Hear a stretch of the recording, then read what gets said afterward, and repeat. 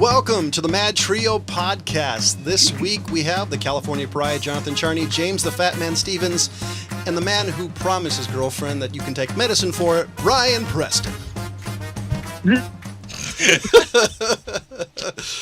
Took you a second there, didn't it? You need to come up with a different one of those every week now. That's that what I'm was thinking funny. too. I'll try. I can't promise anything. I'm a little punchy today. You could recycle them after a year. That's asking a little much, honestly, especially of me. It really depends if I'm punchy or not. Today's been a long day. Anybody got anything before I go? So, I came across something interesting. I kind of texted Ryan about this. So, you watch Ken Burns stuff, right? Yeah, I want to watch the Vietnam one. That's the one I want to bring up. The Vietnam one, I think, is fantastically done by him. And the thing I like about Ken Burns, and I talked to Ryan about this earlier this week before I figured I was going to bring this up, is I like his way of presenting the facts. I mean, there are conclusions that, some people he interviews are going to have, but he doesn't present it all from one side. He doesn't go at it like, this is what happened in America, this is why we went into Vietnam. He gives it the backstory of how Vietnam got into the trouble they did. And this one actually has the Viet Cong people. Okay, because I has the seen Viet Cong on there, the North Viet Cong, and even the ones in South that were the infiltrators and things like that came in for the Tet, and the if you guys don't know anything Tet about Offensive. Yeah, I was gonna say the Tet Offensive. If you guys don't know about that, you're an idiot. Watch Full Metal Jacket. Yeah, there you That'll go. catch you up to speed. Mickey. Anyway, but yeah, I was kind of thinking that a few times. But I knew quite a bit about, the history of Vietnam and why, how it got into the position it was before we entered in to try to save France's face out of it. But there was quite a bit I didn't know first is, Ho Chi Minh, I guess, sent multiple letters to the president that never even got there.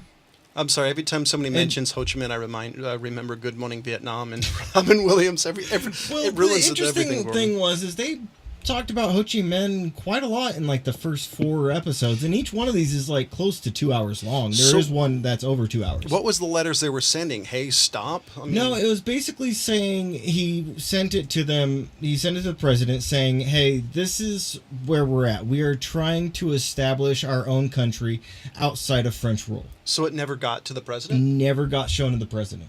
So he did more than one. Yeah, they actually had the documents, and they actually showed the documents on it because they were finally released. So the Pentagon never gave it to the president? Nope. Why?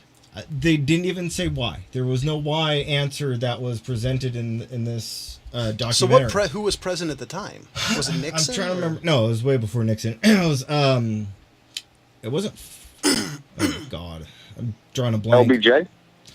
It was before LBJ. It was right before LBJ. It was. See, that's weird. Roosevelt. Was it Kennedy? No, Kennedy was. That was after. Yeah. Or that before. So I want because I'm curious to see if the person was like. And my phone is not going there. There we go. Like why they wouldn't tell the president. My only thought was the fact that the president probably would have said, "Okay, let's stop the war and let's help them." It's the only thing I could think of, and the Pentagon was probably so, "Hey, we can do it and kick ass." Here we go. I mean, what do you think, Ryan? I mean, until he looks it up. Well, I'll tell you, I don't know enough about Vietnam to speak any kind of intelligently on it. Nor do I do any other subject, by the way. Eisenhower, there you go. So, yeah, I was trying to remember who it was. But Eisenhower was the first one that had a letter sent to him from Ho Chi Minh, and it never came across his desk. And then the war started breaking out during Eisenhower and was in full force when Kennedy got in there.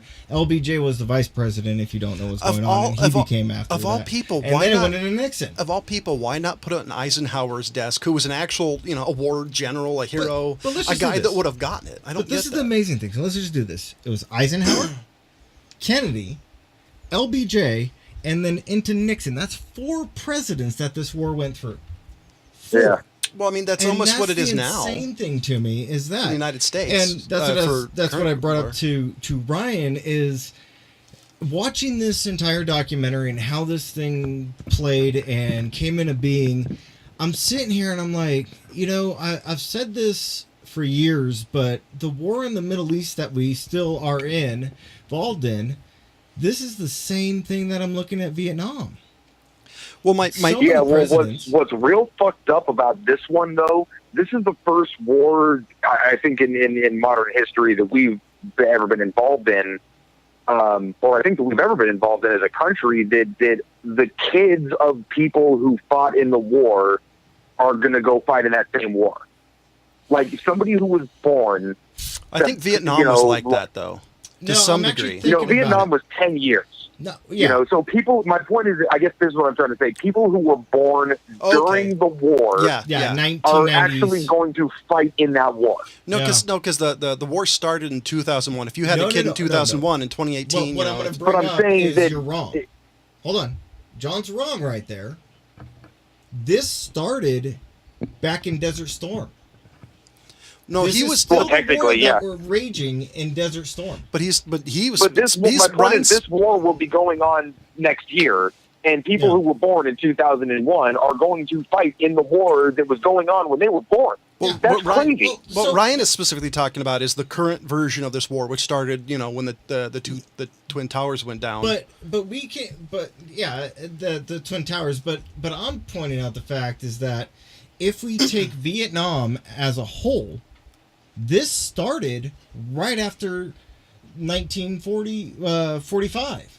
When we stopped World War II, there were issues. That's when France and communism started in Vietnam. So that war was starting then.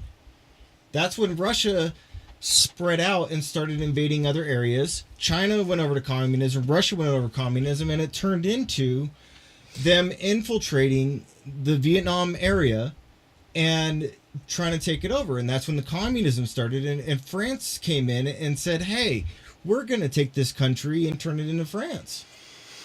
I would say 1948 is part of it. Is because that was 1948 is that 1948 is when Israel's were created. Was one of the first fans, but the flames. But reality is, I mean, if you read the Bible, the Torah. And even some degree from what I've read of the Middle East war has been going on for hundreds and thousands of centuries. The Muslim book, I can never the Quran. The Quran. It was the fact it's been around since it's 2,000-3,000, if not 4,000 years old. What I'm bringing in is Western involvement. What I'm stating is the Western involvement in Vietnam. 1900s and started further. In like the late 1940s. Yeah, you don't have to say right at 45, but. Now we were pretty much almost immediately in a Cold War with Russia after World War II. Actually, I would say it even kind of started before that because there was a race to Berlin that we lost. By the way, yeah, but for sure. The Russians got there first. It was still mostly about the arms race at that point, which obviously we got there first. Points to us, not like Not like it was a contest, but it was, Well, it was a contest of whose German Nazi was better.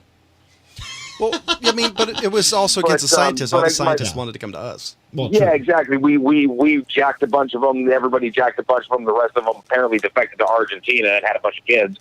But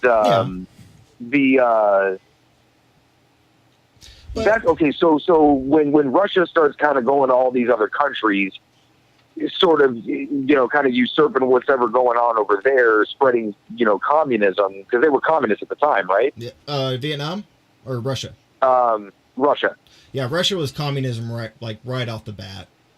So this would have been just kind of par for the course for them. Like, okay, we can't attack America directly, but we're going to just set up camp with all these other countries. Well, that's kind of what they did. And I mean, Vietnam even was going on with the Cambodia conflict too. If people don't know about that, go look that up. That happened. Was that the incident leading up to the Kent State deal with the Ohio? Are you talking about the Kent massacre? Yeah. The Kent shooting? Weren't they talking about the tent protesting specifically the Cambodia deal? Oh yeah. There was the Cambodian slaughter in the midst of Vietnam as well. But what I wanted to bring up the fact is that during Nixon's run, and some of you guys may remember this, some may not, but what I'm talking about is over in Iraq, is that and Nixon brought in the whole campaign of trying to educate some of the outside towns and villages in Vietnam by bringing in schools and teaching them, history and learning to read and write, which wasn't going on. We're doing the same thing not in Vietnam, but over in Iraq. There's been a lot of programs where we're trying to bring in education into them. Unfortunately, and then this is kind of a broad brushstroke, just to warn you guys. I think this is something we kind of inherited from Britain to be a little bit, because they kind of did that to the colonies too. Haiti, Jamaica. Yeah, we try to do it. The problem is the USSR at the time didn't really have the morals to do that. If you want to put it, it was America and England and some Western world, first world countries have a very moralistic way of looking at things. We're going to bring them up like we did Iraq. Let's give them democracy. Let's give them white bread. They'll be better for it. Yeah. Not everybody wants white bread and democracy. Some people want totalitarianism and rye bread. Yeah. So another interesting thing that I want to bring up too is this is over 40 years after Vietnam happened. This is the first time I've ever heard Vietnam vets talking openly about Vietnam. See, that is crazy to me, because we're a generation that grew up, we're one of those generations that grew up and you respected all the World War II vets, and the Vietnam vets you still had respect for, but you did not ask. Yeah, right. That was the thing, is you did not bring that one up. Yeah, I mean, Vietnam vets, you give them their respect, but you don't come up to them and ever ask them about Vietnam. Oh, by the way, what was it like? If you ever want to make a Vietnam vet smile, tell them welcome home. Yeah. Trust me on this one. I've done it personally. You'd be amazed the responses you get. I've gotten tears. I've come up to a few of them. Well, that's definitely something they didn't really get a whole lot of back in the day.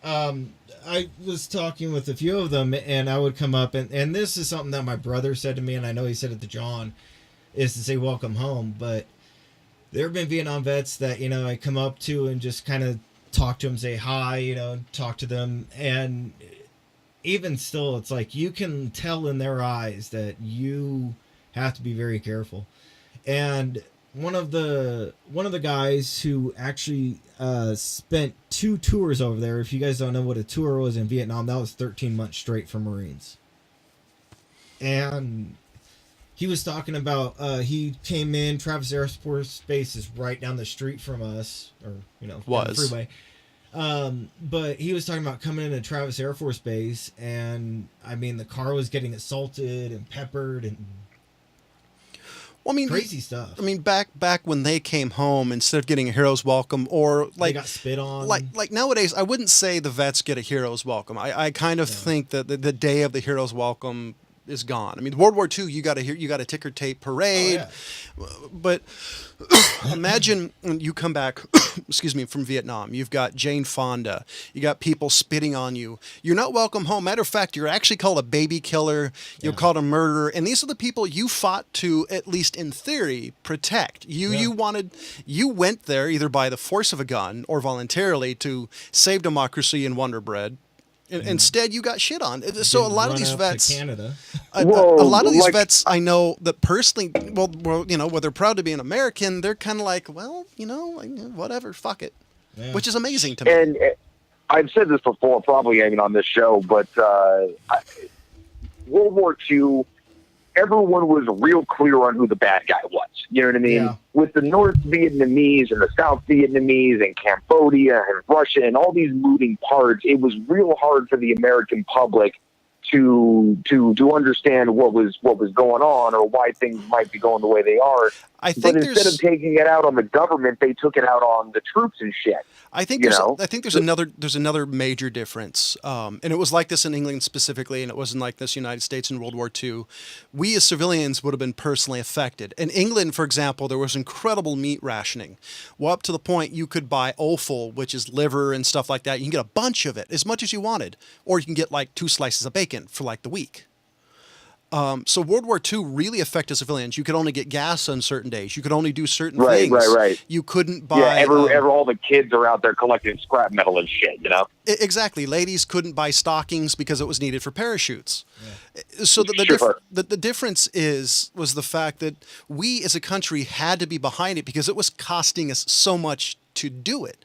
Vietnam, because of how high the level of society, how rich we were, we didn't really need to do it.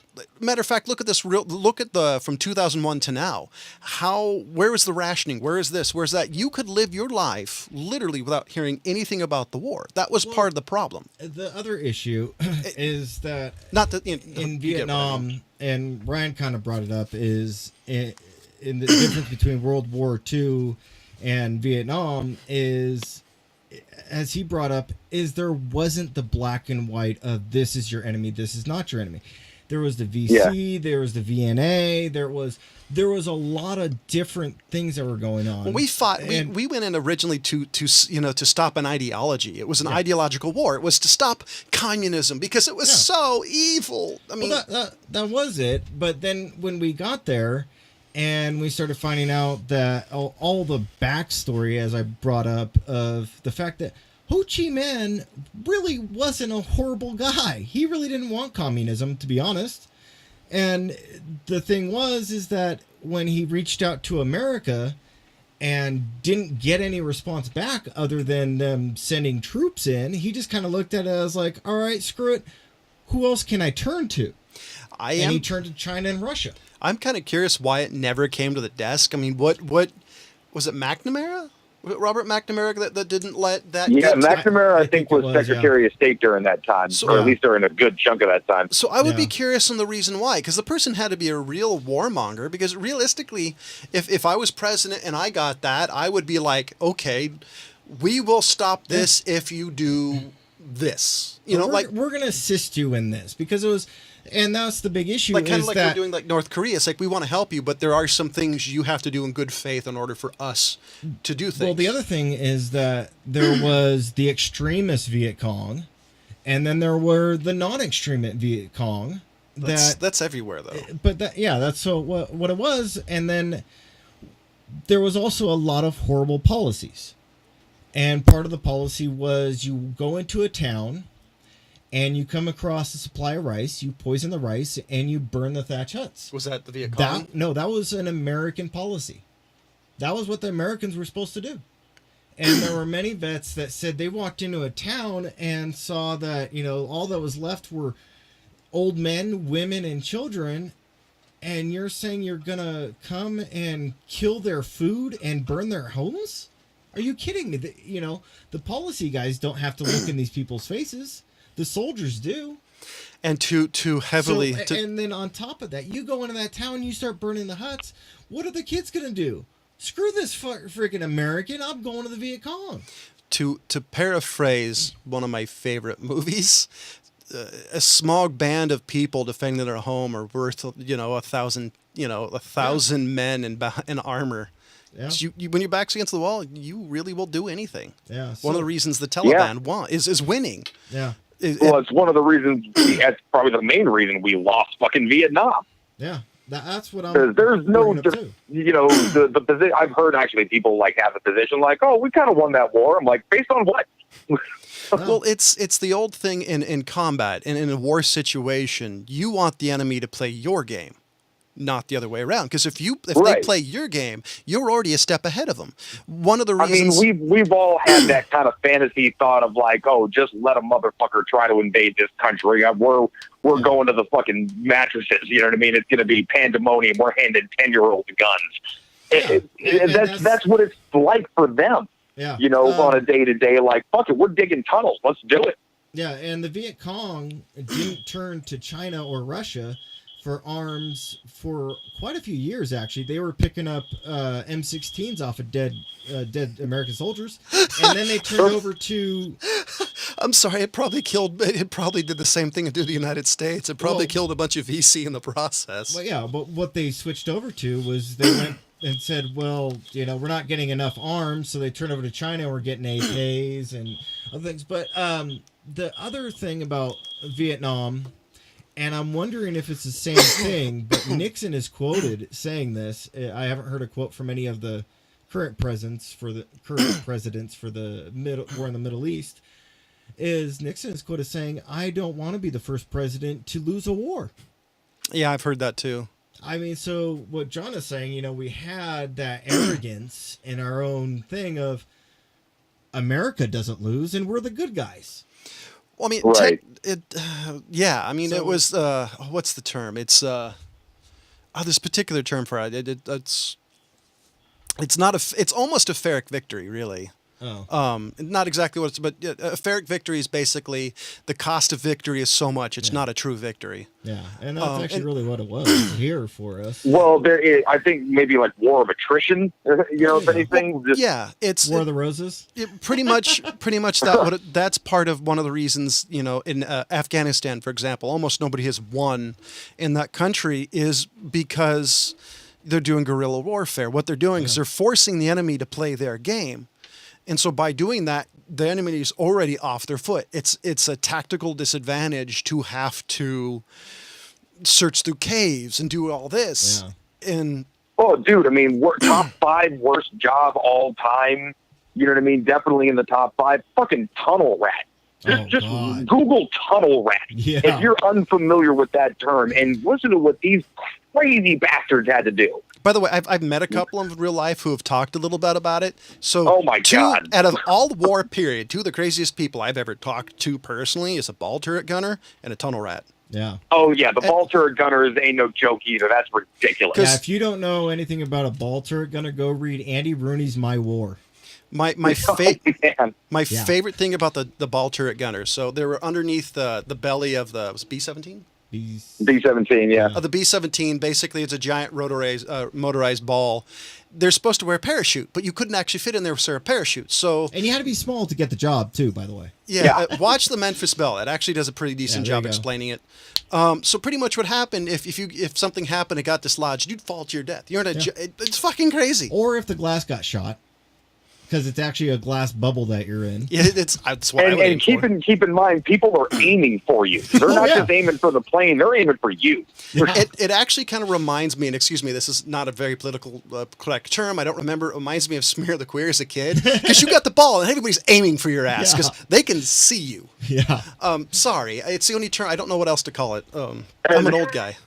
But yeah, that's fuck. And the tunnel rat guys are crazy because they're talking about you have a little flashlight and you've got a 45. Yeah. And just and you have to make zero noise. And you might run into some traps along the way, so hope you get some wet wipes. Imagine and go out in the middle of the forest with a flashlight at 12 o'clock at night, then turn it off. Okay, hold on. This actually reminded me of one of the Vietnam vets talking about the war. And there was another job that reminds me just of what he's talking about. And what the job was is you and a buddy go out into the middle of the jungle, as close to the Viet Cong line as you can. And the problem with the Viet Cong line is that they were hidden and you have no idea where they are. And you're up there with a radio, listening for Viet Cong squelches on the radio. And so what you're supposed to do is every few hours, you have to radio back to your camp.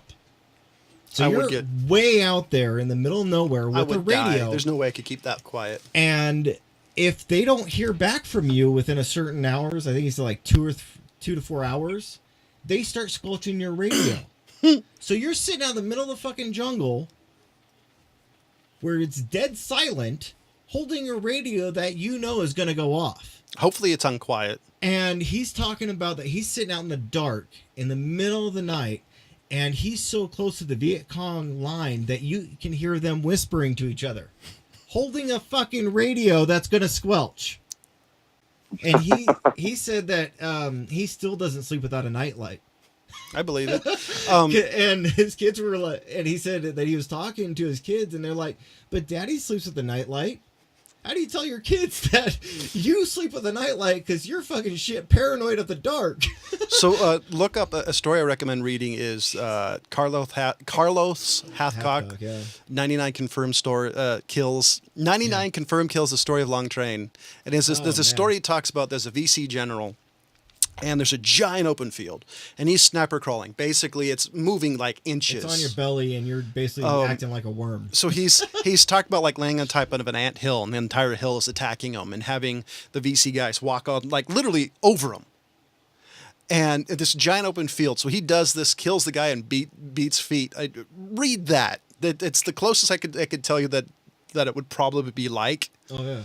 Because he couldn't move. Because if he stood up, made any noise, his ass was grass. So that's crazy. Yeah, but to me, like, I can imagine sitting out in the dark like that close to them. But I mean, like literally, like he was saying that there's like a very few people, survive sitting out there doing that. But I mean, just that's like the short end of the stick to draw that duty. So do you think in the base they call it snipe hunting? I don't know if they used that term at that time, but I mean, yeah, it's like come on, you'll find it. Go find the imaginary creature. But I mean, shit, like sitting out there and you're hearing the Viet Cong talking to each other, and you're holding this fucking radio that you can't turn off because it's part of your job. So in other news, we've been talking about the Reset, the Roseanne show last couple of weeks. Yeah, I heard she did something. I didn't look it up. So pretty much what's happening is it's been confirmed. They've actually trying to restart the show based on the Sarah Gilbert's character. Apparently, Roseanne, who actually owns some of the rights to the original Roseanne show, has actually waived the fiduciary rights. Basically, she would be owed money if they actually did the show because of the rights she owes. So the most interesting thing for me is last year it was the number one confirmed, like the top show. I think there was only 13 episodes. So it'll be interesting to see what happens if the new show based on Darlene, Sarah Gilbert's character, if it actually goes anywhere. I don't know. I didn't watch the continuation of the show. Did you, Ryan? I didn't. I want to watch to see how they deal with no Roseanne. Do they kill her off? Do they say she's visiting her aunt? Oh, they should say that she had a heart attack and she's in the hospital like they did with Dan for the last season. Yeah, or I don't know, but I'm wondering. They're going to do, honestly, they're probably going to do, maybe they'll do what they did with Suzanne Summers' character in Three's Company. Well, my thing is that visiting her aunt. If they're going to have. Or something like that. Roseanne going without Roseanne, I hope they still have John Goodman. Oh no! Everybody's supposed to be there except I'm Roseanne. That maybe like what Ryan said is they just say, "All right, fine, Roseanne died." I think that's the open up at like a wake or something and don't even like have a closed casket. I think she got dragged down by a semi truck down the road and scraped her up till nothing. Nah, see, I think what they're going to do, Roseanne dies, but I think what they're going to do, they're going to start out on a very somber tone, because basically you're restarting the show. Basically now Dan is a single, is basically a widower. Yeah. So now you've got the trials of him after being married, insert time here, he doesn't have a wife. And so I think if done right, I think it's going to be a great show for Middle America. Well, it's going to be narratively speaking, it's not the worst idea because people have respectfully killed off characters in shows for years and years and years. There's a shitty way to do it, and there's a cool way to do it. But they rarely kill off the title character. But here's the thing: is I think they can go with a respectful, because it is the show losing the character, not just the actress losing her job. You know what I'm saying? So you could kill the character very respectfully and mourn the character because the character did mean something despite the actress's actions. You know what I'm saying? So I think that is the respectful way to go, honestly. No, I agree, and I actually think it's a great way to bring lifeblood into it. I think what they should do... you have to address it. That's the bottom line. They can't just gloss over it and be like, hey... never bringing her name up again. That'd be weird. So I think what they should do is some sort of, not ridiculous, not like a soap opera, but maybe she was in a car accident. She was doing something that you would do in everyday life, something that happens to everybody, or everybody does, and she dies. And they should have that in the opening, The next scene, they're in, like the hospital, or, drag it out for an episode or two. That way you really get to ground everything into this is the new normal. Well, yeah. And Ryan bringing up the killing off the character. I mean, one of my favorite ones that they ever did that with was the Christian Bale Batmans, where they killed Rachel Dawes. How they took Katie Holmes and switched her with, I'd have to pull up the other actress's character in The Dark Knight, and basically just killed that character off.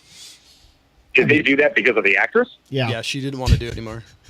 So that's why you didn't know that? That's why it became Maggie Gyllenhaal. I didn't know that. Yeah. Is it Maggie? I don't remember. Something Gyllenhaal? Jake something Gyllenhaal? No, sister? Maggie Gyllenhaal was the one that died. Yeah. Oh, yeah, was but she? it was still the Rachel Dawes character, and they killed it off because, Katie Holmes. So they had to have some. Oh no, it was originally Katie Holmes, no, and then wait. it became Maggie Gyllenhaal. Exactly. Yeah. So Maggie Gyllenhaal is the one who died playing the Rachel Dawes character in the second Christian Bale Batman series. But yeah, that's what they kind of do with that. My favorite quip about that, this is kind of a side note, on the last Mummy movie, the original character didn't come back, and there was a line about, you look different, or something like that. She's like, yeah, I feel like a whole new person. Which is that's a great way to do it. Yeah. So yeah, I'd be okay with them killing her off. I think, as John said, I think it's a great narrative. A great way to bring it in and kind of do a closure thing for Roseanne's debacle.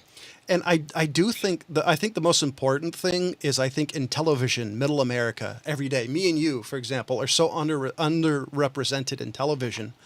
I think this would be a great way to really ground it back into in my opinion, the base of the show is average people, because everybody loses a parent. Not everybody, but a lot of people have lost family because of like an accident or something tragic. Some racist comment. As long as it's based in real life, like not in a helicopter accident. She went ballooning and fell off. You know what though? I gotta be honest with you, and blame it on the Los Angeles in me, but I don't fucking want to see shows about regular fucking people. I watch goddamn television to get away from regular fucking people. I'm tired of regular people. I want to see superheroes and fucking American gods and shit like that. Yeah, you know, I don't think fucking care about race. It's the same reason I hated the fucking Andy Griffith show. Everyone looks at me like I'm crazy for hating Andy Griffith. Well, I think what people want to see is they want to see something that's obtainable for them, like Friends. Everybody knew it's a funny show, but nobody in real life would be able to live that lifestyle. So I think that's I want to see the elevated version of life. You know what I mean, or a good cop drama. You know, I watch cop dramas because I'm not a cop. The Jeffersons. You want to see the Jeffersons? If I was a cop, I'd probably hate that shit. What they should do is bring back Adam 12. Let's have a good old fashioned police procedural that's with two guys roaming the streets of Los Angeles. I want to see the Rocker Files, where he goes around and blows up cars by shooting gas tanks. Or the A-Team. Oh, they're going to get They should do that and have Jennifer Gardner. I want to go into a town with an M16 and just shoot off like 50 magazines and just have everybody shit themselves but not die. How about that? So I don't get prosecuted. So what do you think? They bring back the Rockford Files and have Jennifer Gardner play the main character? Why not? Garner. Yeah, whatever. Close enough. Whatever. Did she play Maverick yet? I'm just waiting for that. They're going to reboot every major TV series and movies, and it's going to be all women. Charlie's Angels. So, which means they rebooted that. Which means they're gonna reboot like Petticoat Junction, but the guys are going to play all the female characters and vice versa. Shaft, or did they do that already? A female Shaft got actually pretty badass, depending on how they do it. Yeah, I'd go for the chick that was in Serenity.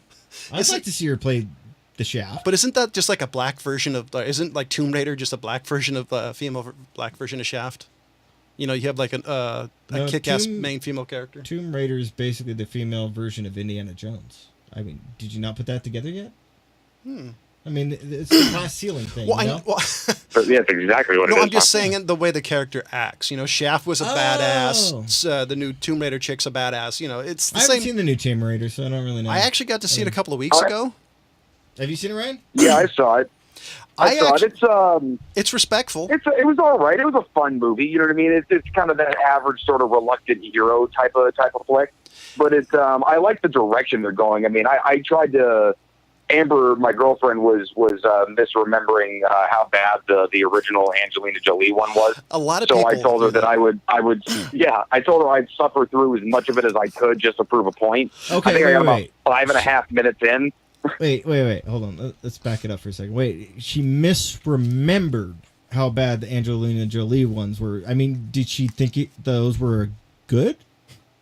She was thinking they were better than they were. I don't think she thought they were good. I think she remembered them it's fun. More fondly than she should have, or at least than I felt that she should have. No, that makes sense, because over time, most people, unless you're us, generally think, hey, this movie was fun, until they watch it and they go, oh. Well, now I have a real big question for her.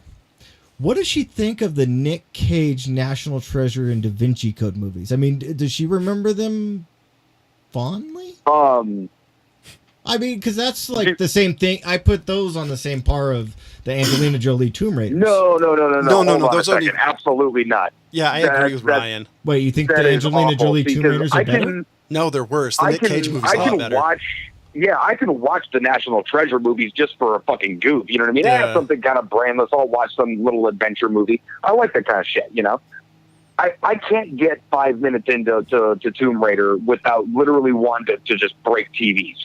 Or be stoned off your ass and hot and drink. You guys are nicer than me because I feel the same way watching the National Treasures. So I will say the new Tomb Raider. But the National Treasure, that's like kind of your average that type of movie. The Angelina Jolie Tomb Raider went just completely off the deep end in 2 minutes. So I would say the new Tomb Raider's a couple of things. The one thing I didn't like about it is the video game. The newer release video game, the character was more vulnerable. I don't think they had the time to develop it, and I don't think they had the time to develop it in this new one. But I like the fact you had some vulnerability in there, which I think every character has, not just a female character. You get to see her grow in strength, but still not be sure of herself. So I actually really liked it. I mean, the Real Fix review scale, I'd give it a 3 out of 5, just because I was impressed. But on the other hand, they went a little bit. Yes, that's they went a little bit sort of overboard in the beginning when they were kind of going like, "Hey, listen, this is the reason that she's going to be good at this shit in the future is because she does a little MMA and she does some parkour, just for shits and giggles." That was the part I thought was ridiculous. I did like setting up her skill set for the future. Like, I wonder if this is going to pay off later. I did like the fact she got her ass handed to her, though. That was the part at least I appreciated. And instead of her being on Instagib, she got her ass handed to her. I can do this. I can do this. And then she gets, somebody hits the button unless she lands on her ass. See, I would enjoy that, but like you said, what you guys were mentioning is the backstory part of the movie would have annoyed me. Honestly, there wasn't much backstory. Well, I mean, like there wasn't really. Establishing skill set thing. I mean, even if it's like a few minutes, I'd kind of be like, eh. It was honestly less. It was honestly less than that. So pretty much what it was, it showed her some flashback. So what? No, it had was Dominic West from The Wire in it though, so that was cool. Yeah. So pretty much. And Walton Goggins, that's awesome. Nice. Right. So pretty much what it was is she was fighting, and then she was a bike messenger. Shows some of the skills she's learned while doing bike messaging, like endurance and shit like that. Yeah, and that's really it. And then it went really quick to, you need to sign this so you can get all your money. And then it's her trying to figure out what happened to her dad, and so the supposition of getting to like the background story was super quick. It was very quick. What was more annoying is kind of the Ken-esque dad. I gotcha. But no, I'm still gonna see it. I just it was actually really well done. And also, I don't want to give this away, but Johnny, you'll know what I'm talking about. Well, that doesn't matter. I give it away to James. He didn't give a shit.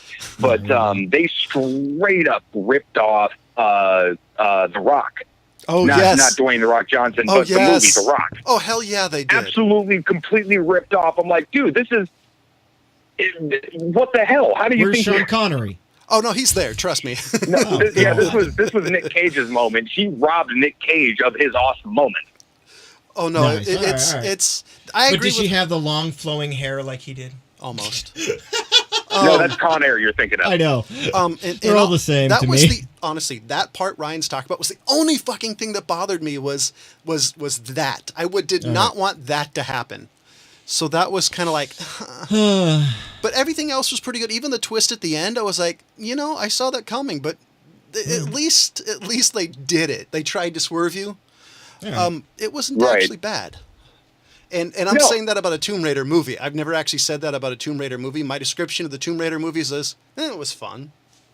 That's not even it for me. It's like, nope. Well, I'm the nice guy. I'm like, hey, I enjoyed it, but I most of the time I'd rather watch a trauma movie than most Angelina Jolie movies. Yeah, I mean, they say, hey, you want to watch Tomb Raider? I kind of just throw back at them. We want to watch National Treasure because I don't want on either. Yeah, and I have used that. That's why I brought the both up. Was that Ray? Which one? I'm trying to remember. I'm trying to picture her face in my head. Was that the chick that played Ray from Star Wars? Oh, you're talking about the Tomb Raider chick. Tomb Raider. I don't know. I don't know. I'd have to actually look. By the way, I would suggest making them watch Gone in 60 Seconds instead. I love that movie. I but would it's a rather bad watch movie. that than any of those, and I don't like that movie either. Hold on. So Ryan, well, he's looking that up. You got anything? I don't think it is. Oh, maybe. That's weak. I don't Come think it on, is. Ryan. Of course, you asked me while I'm choking. Of course. Excuse me, No, I'm that's sure that not was annoying Ray. for- She's from the Ex Machina though. That's where I recognize it. Ex Machina? Oh, That's right. Shut up! You get to mispronounce right. shit and you don't let me. No, You but guys hear that? He's racist. He's not letting me mispronounce shit. I mean, she's That is also in racist. Giarda. No, I'm kidding. It's Giarda. Anyway, but yeah, that's where I would know her no, from. not Is Ex Machina. necessarily. Dan, what was I gonna? There was something that I found semi-interesting Oh, God, during she's this in week, The but Man from apparently it Uncle. I wasn't haven't that good watched interesting. yet. Did you guys What? watch The Man from Uncle? No, I never watched The Man from Uncle. movie? Somebody told me it Yeah. sucked, and I kind of avoided it after that. I kind of wanted to see it. but I was with Ryan. I heard it was so bad that I shouldn't watch it. I'm like, okay. I didn't bother watching Well, it. you know but what? Here's I the forgot thing: is about that it. back in the day, I would have watched it just to see what was going on. But nowadays, like when I have so many things to choose from, the tiniest fucking thing will just hit me over the edge. Like, no, I guess I'll never watch that. Well, at this point, I just have so little time. Like, I've got maybe maybe an hour, maybe two to actually watch anything. So I'm very selective on what I watch. Yeah, and I just never got around to watching The Man from Uncle. It was on my list, but maybe not now. I probably will still end up watching it though. So I do have. I'm, I'm one of those people. What was it, I'm Ryan? finishing the book right now for American God. That's been amazing. That's a damn good book. I recommend actually the show and the book. How many Is the pages book is it? online? I'd Or have did to you look it actually up. buy What's a that? hard copy? No, I didn't buy hard copy. I got it online. Okay, cool. But it's really. I love the guy's writing style. Neil Gaiman has an amazing writing style. That's Oh, this is it's a Neil Gaiman novel? Right? Yeah. He's Whoa. mostly a novelist. You know what I mean? I knew him from I didn't know Sandman a little bit, although I never finished the Sandman series. I need to get back to that. But I knew it because of the show. You know, the show American Gods, and then I saw it pop up online. I'm like, oh, I got to get this shit. Yeah, I still love American Gods. But the show and the book are very, very different, but I believe are equally telling an interesting story. You know, there's some parts in the book that I'm hoping they're going to get to season 2, which is I just found out is in production. Yeah. So anybody I know. who saw that who's looking forward to seeing it again soon. So I know I know him mainly for his books more than anything else. But so I was trying to look up what he wrote. So novels and children's books. So this is going to be really quick. Good Omens he wrote with Terry Pratchett, which is amazing. He wrote something with Terry Pratchett. Neverwhere, Stardust, American Gods in 2001. Caroline Ann's Boys, Anansi, Anansi Boys, Interworld, Graveyard Book. Believe it or not, the dude's an incredibly famous author for stuff that only a handful of people seem to know about. Yeah. Kind of seems Well, like because then he branched into the graphic novel thing with Sandman, and that kind of blew everybody's mind. The Terry Pratchett thing kind of amazes me because he's the guy who wrote Discworld, if I remember correctly. Right. Which is another famous, I think it's more of a young adult novel series. Actually, speaking of interesting comic books, Ryan, have you read Invincible? Invincible? No. Look up Invincible. It's a graphic Is novel it based by off of the Kirkman. Mark Wahlberg movie? No. It's not about the guy who got to play for the Philadelphia Eagles. It's not about Bruce Willis. No.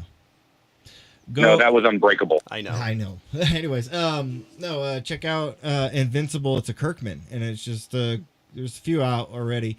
I actually really like it. It's about basically a kind of superhero guy, but it's a very interesting story so far. I'm in like. Did you just fucking tell me to read a comic book about a superhero guy, and that's what you're giving me? Yeah. Okay. So up there with everything. I was going to say that's incredibly. I don't want to get into the story. I'm sure they'll make a note. I don't want to get into the story or the backstory of any of it because I want them to actually go and read it without any knowledge of it. I love that. That you basically. Okay, fair enough. You know what? I like being recommended things vaguely. Just cold, just like, hey, don't know anything about this. Just start it. I love that though. Find a comic book with a superhero. Yeah. There's zombie ones. I'm gonna pick up Booster Gold. New Barbarella type things. There's other comic books or graphic novels, as we refer to them now, that are out there. But you know what? I like getting into stuff every now and again. I don't do it as often as I probably would like to, but getting into stuff that I just don't know anything about it. Yeah. You know what I mean? I just saw one little image, and I'm like, I wonder what that is. And started watching. Hold on. I want to bring this up. So Ryan's introduction to, if you guys do not know what this stands for, go look it up. JTHM was me going to a comic book store and seeing this black book with the emblem on it, and me going, I'm buying that right now. And Ryan didn't really know what I was buying. He's like, what the hell are you buying? Read this. I'll give a horizontal hint. Invader Zim. That. Like I said, that's a horizontal hint. Yeah, there you go. But you could ask Ryan, what do you think of JTHM? It's awesome. Oh man, and going into that cold, just like, I wonder what this is going to be, and then just page by page, you're just like, I'm not putting this shit down. That's what this is. I bet the first page we're like, oh shit. Yeah. I keep trying to get fucking James over there to watch that show on AMC. Not AMC. Fuck is it on? I found it on Amazon. I think it's an Amazon Prime original. Actually, come to think of it, called Patriot. Yeah. And I want you just to watch it, just not knowing anything about that. Just watch the first episode and go from there. Because I just came across that one day and was like, what's this? And like 3 days later, I'm like looking up when season 2 comes out, So if we're going to go off recommendations for like books or novels or whatnot, one of my favorite all-time manga is Dark Side Blues. There's a movie and the manga. They're both pretty amazing in my opinion. And the Vampire Hunter D novels, like the first 5, I really like. The rest, kind of give and take. I'd also recommend a couple of things if you're into anime. Grimgar of Fantasy and Ash is one of my favorites because it's an interesting take on that particular genre. I thought that was pretty neat. With being these are a few of my favorite things. Well, it's interesting. I've never seen one quite like the way it's done.